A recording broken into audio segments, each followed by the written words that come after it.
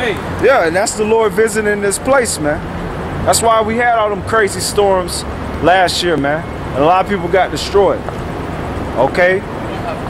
It said that it's going to cost the U.S. government $100 billion just to pay for all the damage that was done through the summer-long drought, which the Lord brought that, and that Hurricane Sandy that destroyed a good portion of New Jersey and New York. Okay? And the hurricane from the year before that, Hurricane Isaac. It's going to cost the U.S. government $100 billion to insure all those people who suffer from that.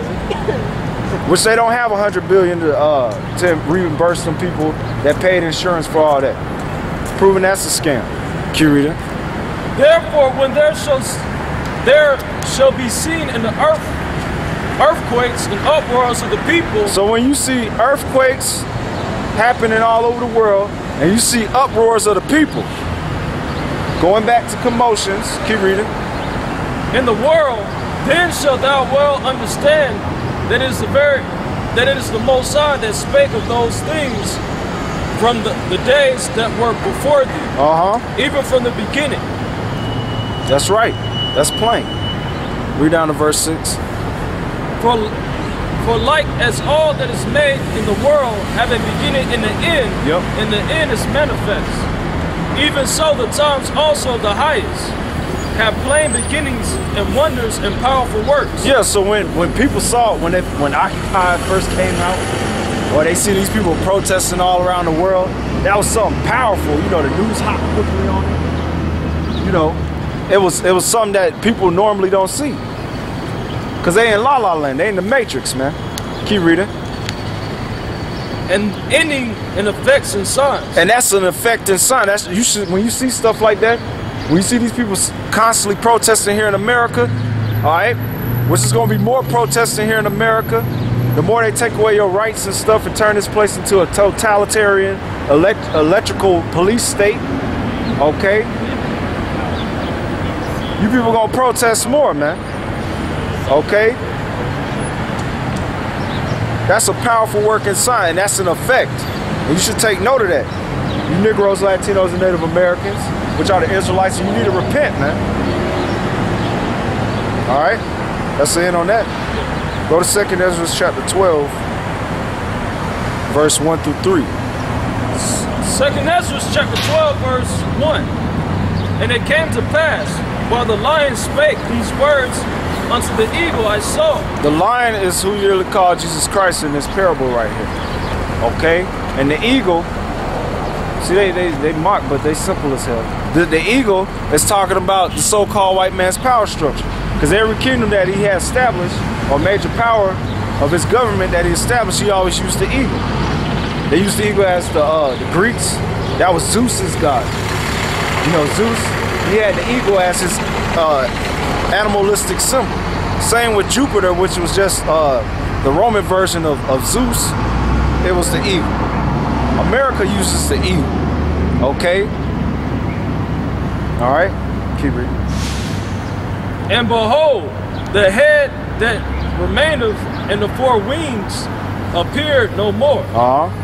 And the two went unto it and set over themselves up to reign.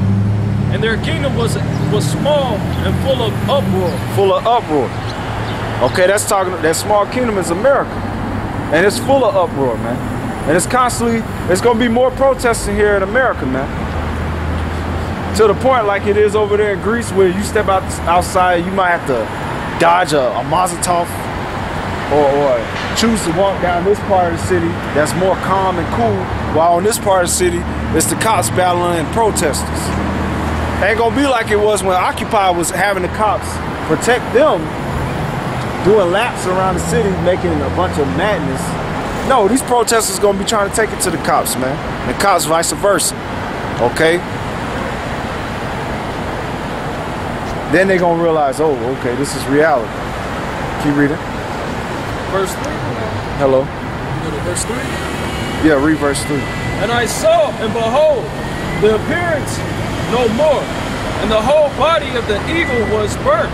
Yeah. So that the earth was in great fear. Yeah, so that's prior to the destruction of this place, all right, there's going to be uproars of the people. Now go to Esther in the Apocrypha, chapter 11, verse 5. Can we help you?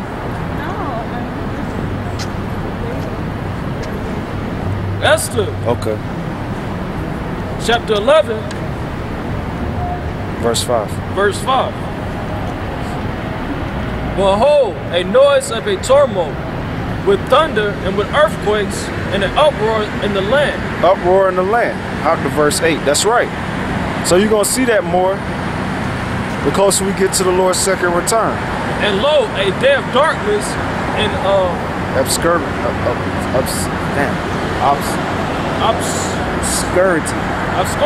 Excuse me. Tribulation and anguish, affliction and great mourning upon the earth. Yep, that's right. Now go to 2nd Esdras chapter 15, verse 14 through 19.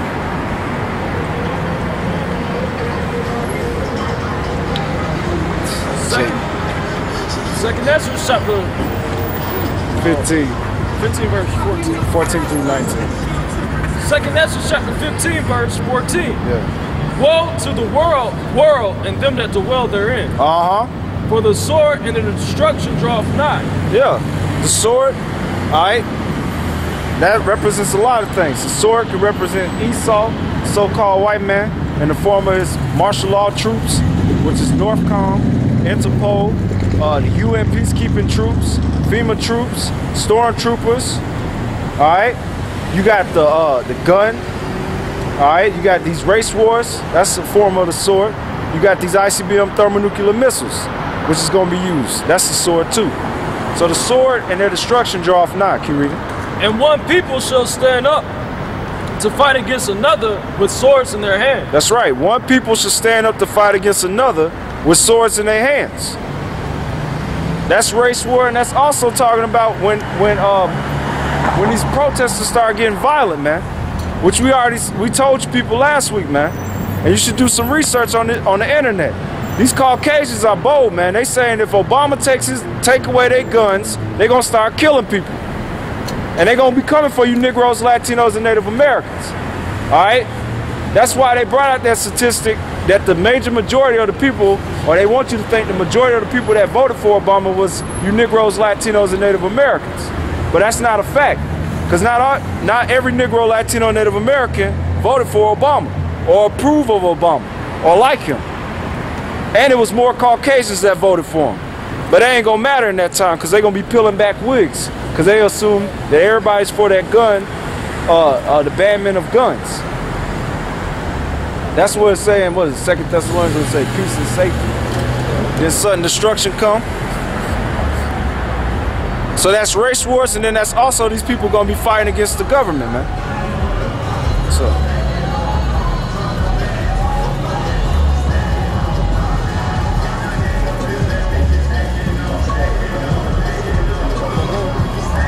Second Esdras chapter 15 verse 15.